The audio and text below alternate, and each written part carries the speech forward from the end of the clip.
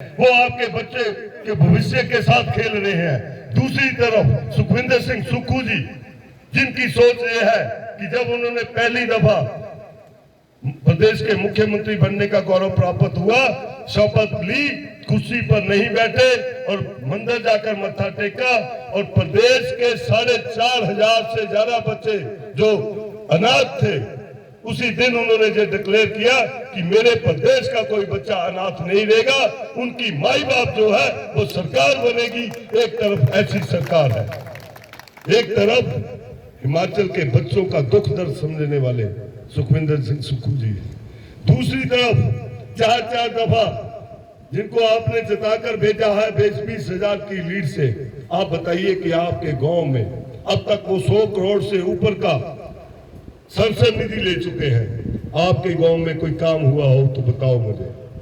आपके गांव में आप अलग अलग गांव से आए हैं, आप अलग अलग वैली से आए हुए हैं, आप मुझे बताइए कि आपके गांव में कितना कितना पैसा अनुराग ठाकुर जी ने लगाया। कभी हिमाचल प्रदेश की बात नहीं करी, कभी हमीरपुर संसदीय क्षेत्र की बात नहीं करी।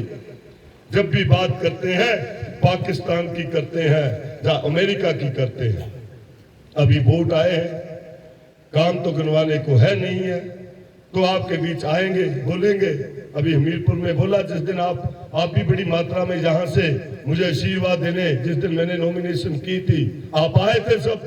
आपने इतना आशीर्वाद दिया कि वो घबरा गए कि इतनी जनता कहां से आ गई।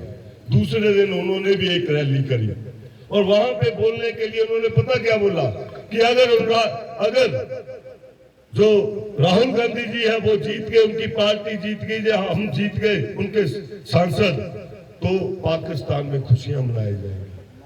मैं ये पूछना चाहता हूं कि वो जवाब दे कि पाकिस्तान में सत्ता राजदा जहां से जीतेगा, पाकिस्तान के साथ उसका कनेक्शन क्या जोड़ रहे हैं। मैं फौजी का बेटा हूं, हमारे पिताजी ने भी लड़ाइयां लड़ी हैं इस देश के लिए, फौजी का बेटा हूं, देशभक्त हूं। आप हमें हमारी देशभक्ति सिखाने की कोशिश ना करिए। आपकी तरह झूठे लेफ्टिनेंट बनने की कोशिश नहीं हम कर रहे, लेकिन मैं वादा करता हूं आपके बच्चों के भविष्य के लिए अग्निवीर योजना के खिलाफ जो संसद में भी लड़ाई लड़ूंगा और सड़कों पे भी लड़ाई लड़ूंगा, लेकिन ऐसी योजना को हम लागू नहीं होने देंगे। ऐसी योजनाओं का हम विरोध करेंगे क्योंकि हमने आपसे वोटें ली होंगी। हमारी जवाबदेही आपके लिए है, आपके लिए है और हमारी हमीरपुर संसदीय क्षेत्र के लिए है। जब वोटें आपसे ली है तो बात भी आपकी करनी चाहिए। बात बाहर की, जब देश विदेशों की, जहाँ गांधी फैमिली को कोसने की, जहाँ मैं मोदी जी को कोसने की करूं, तो मेरे लिए ये शोभा नहीं देता है। मेरा धर्म तो एक ही होगा कि हमीरपुर संसदीय क्षेत्र में 17 विधानसभा क्षेत्र आते हैं। किसी भी क्षेत्र में कोई आपदा आ जाए, किसी भी क्षेत्र की कोई भी बात हो, उसको संसद में उठाना मेरा धर्म होगा। यही मैं आपसे बोलूंगा और मैं आपसे ये वादा करूंगा कि हिमाचल प्रदेश की हितों की रक्षा भी करूंगा, आपकी लड़ाई भी लड़ूंगा, आपके हितों की रक्षा भी करूंगा और अपने आने वाले जो बच्चे हैं उनके भविष्य को देखते हुए जो भी योजना हम लेकर आएंगे, उन बच्चों को भविष्य को देखते हुए लेके आएंगे। ज्यादा नहीं कहूंगा, बाकी मेरे भाई बोलेंगे क्योंकि पहाड़ी में बोलते हैं और आपका उनसे रास्ता भी बड़े अच्छे तरीके से होता है।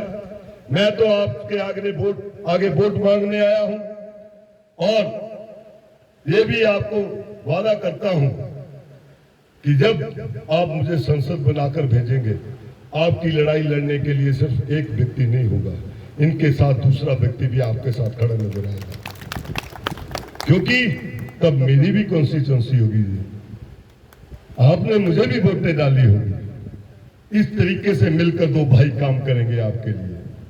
मैं आपसे ये वादा करना चाहता हूं कि आप एक दफा मुझ पर भी विश्वास करके देखिए। आपने एक बार नहीं, 2 बार नहीं, 3 बार नहीं, 4 दफा आपने अनुराग ठाकुर को जहां से जिताकर भेजा।